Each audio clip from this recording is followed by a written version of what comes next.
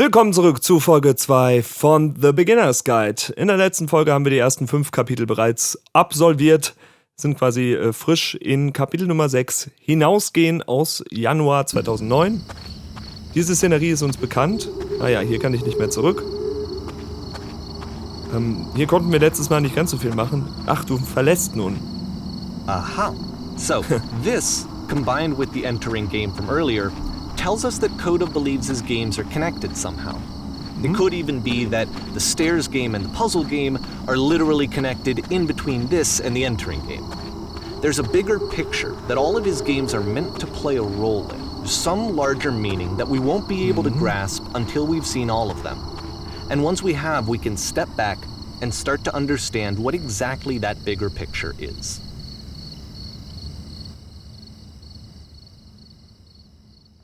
Oben geblieben ist noch keiner.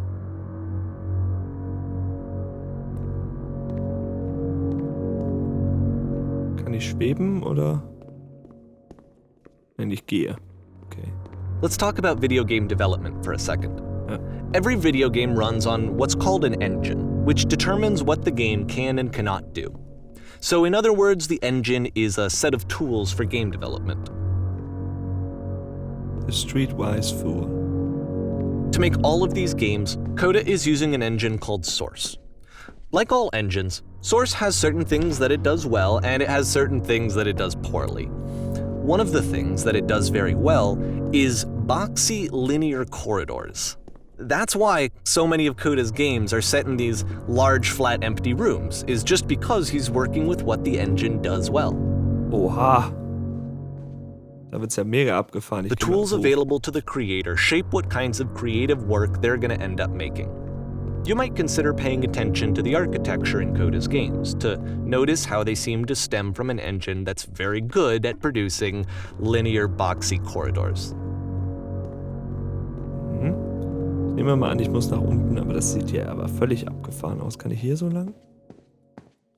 Ne, hier will man mich nicht lang lassen.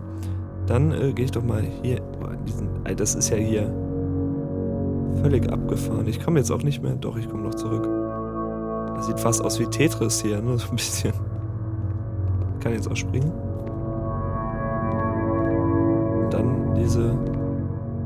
Wir sind von einer, ich nenne es mal halbwegs der Realität nachempfunden, wenn nicht diese riesige weiße Skybox wäre, Welt jetzt wirklich in eine, ja, total surreale, ja, ohne Schattierungen. Wow. Ich will jetzt hier nicht. Okay. Oh. Oh, das tut mir leid, das wollte ich nicht. Ah ja, okay. Dann gehen wir doch mal hier lang. Ich bin nicht gestorben. Dieser Fall hat mich nicht getötet. Was ist hier unten? Ist das eine Leuchte? Ist das irgendwas, was ich aufheben kann? Man möchte mich aber da auch jetzt partout nicht hinlassen, ne? Unter der Treppe gibt's auch nichts. Okay, gut. Dann halt mal hier lang. Jetzt wird's wieder halbwegs realistisch. Okay, hier hat sich gerade was getan. Gitter. Sieht fast aus wie ein Stall. Ah ja. Und ich bin gefangen.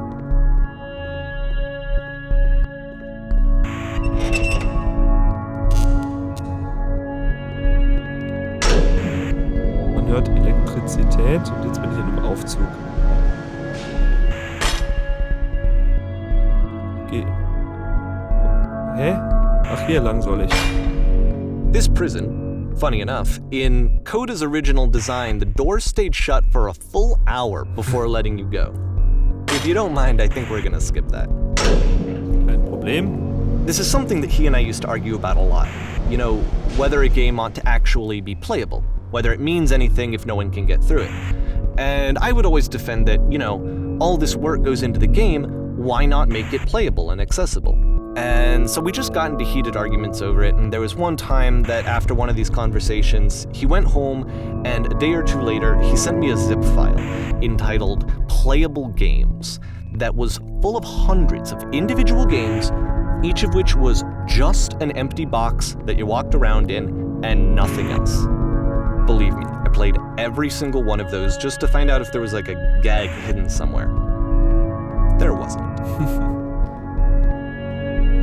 Okay, ich habe jetzt auch wohl nur noch die Möglichkeit, weiter runterzugehen. Und auch hier in diesem Spiel übt man keinerlei Kontrolle aus. Also man hat keinerlei Macht über dieses Spiel. Man kann nichts verändern, man kann im Grunde genommen nur einem vorgegebenen Korridor folgen. Das Spiel entscheidet für einen.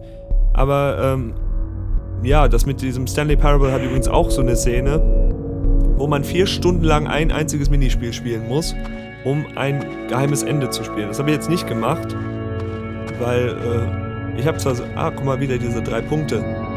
Ich habe zwar viel Freizeit, aber so viel Freizeit dann auch wieder nicht. Da gibt es andere Menschen. It's the puzzle ja, again, gut. with the exact same solution as the last time. Okay. There's still no clear indication of what makes this puzzle so special that Coda is going to return to it over and over. But I promise I'll share with you my interpretation very shortly. Okay. Auch hier gibt es weiter nichts Spannendes.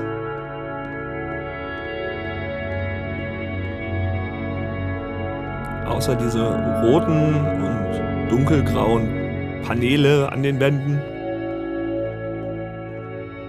Hier gibt's Holz. Das sieht jetzt schon wieder anders aus. Das ist ein bisschen verstörend hier. Hey, du kommst Here, davon. Coda begins using a kind of dialogue system that he fashioned out of the engine's chat capabilities. Use the 1, 2, 3 buttons on your keyboard to respond. 1. Da gab es eine Welt, die ganz weiß war. Das ist die Welt oben. Du warst wirklich dort. Ja. Ja. Darüber möchte ich nicht mit dir reden. Schließlich kennen wir uns noch gar nicht.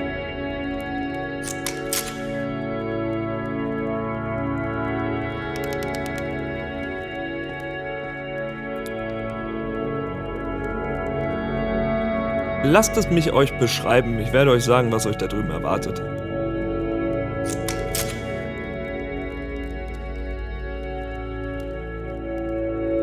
Du hast doch gar keine Augen.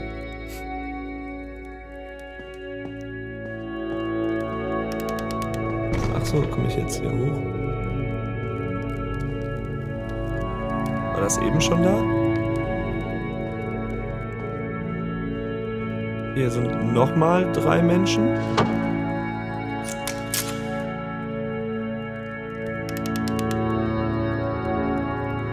Nein, ich bin schon die ganze Zeit hier.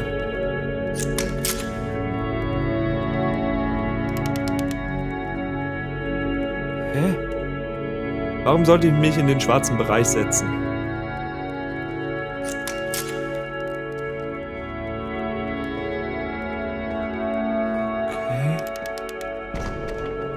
Ich bin jetzt irgendwie vollends verwirrt. Hier geht's weiter.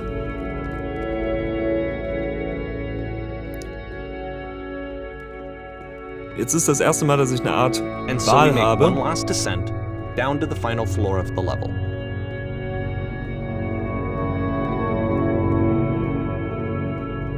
Okay.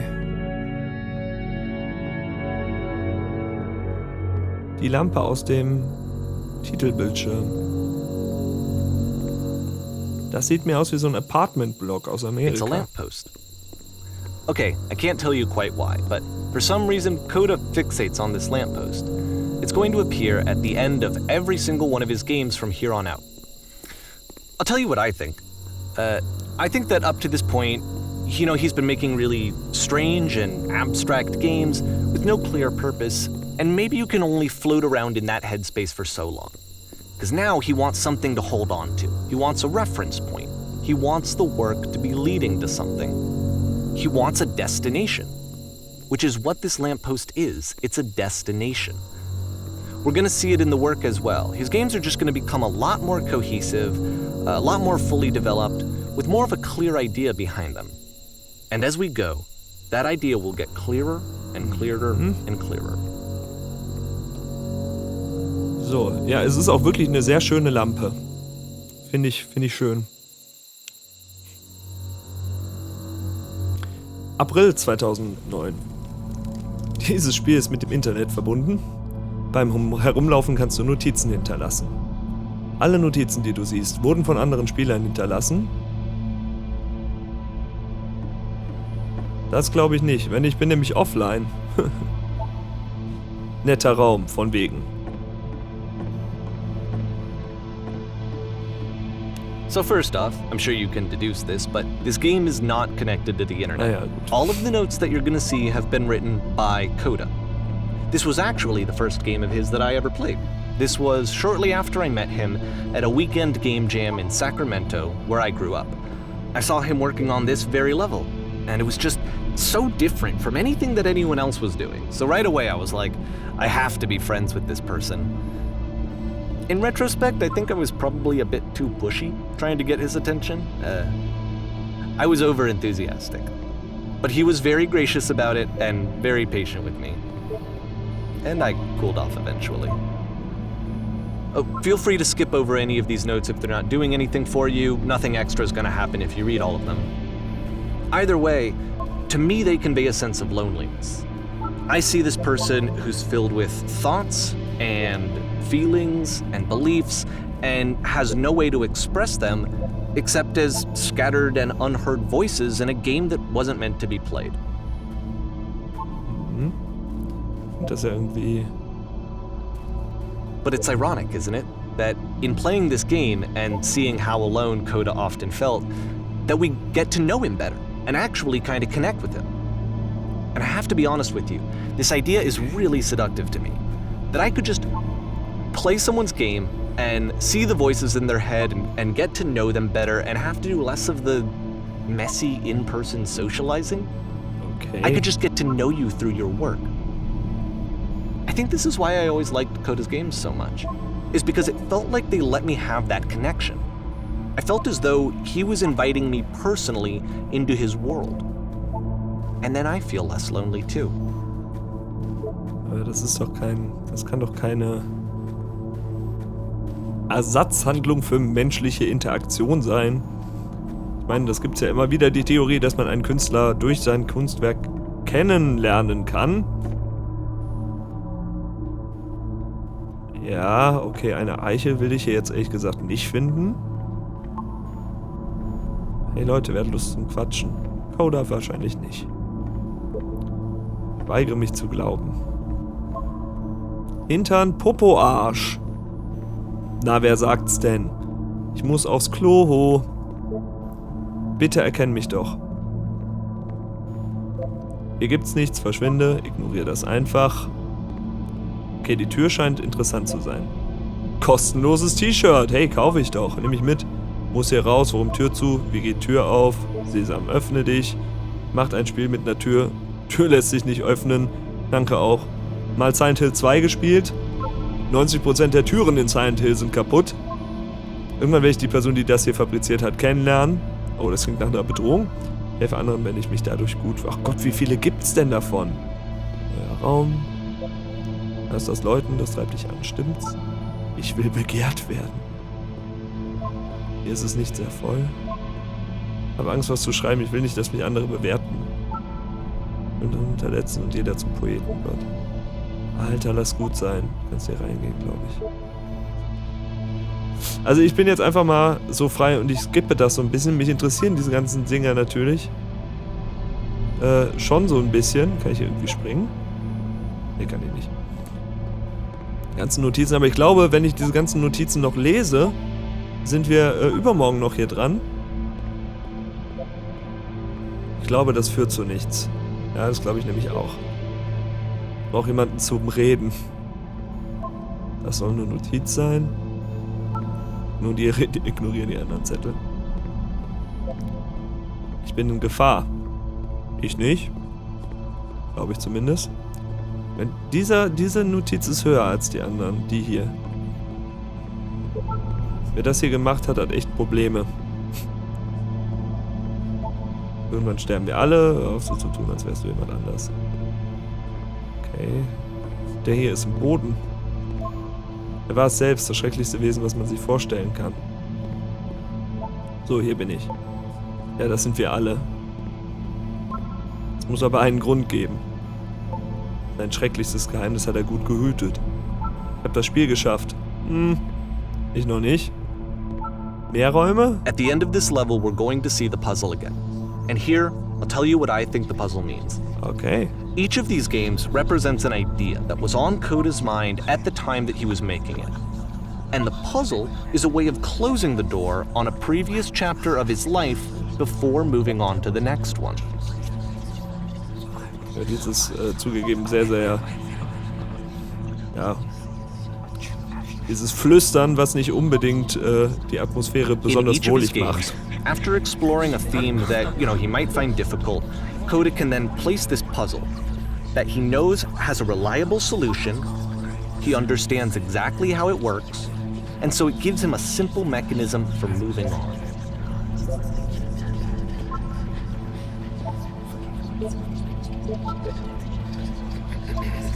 Aber das hat man doch, das kriegt man doch schnell And raus. because there's this dark area between the doors, a space between spaces, before you move on, you get to pause. Just for a moment, a few seconds to reflect on and let go of the events that led you here. To step back and connect the pieces together. To grasp at that elusive bigger picture. Eine einzige Notiz, setz mich mal. Eine Schreibmaschine. Wie schreibt man diese Notizen? Oh. Menge Schreibmaschinen und wieder unsere Lampe. Bist du da? Bitte sag etwas. Irgendwas. Ich muss nur irgendwas von dir hören. Sprich mit mir, bitte. Warum fällt es dir so schwer zu sprechen? Sprich.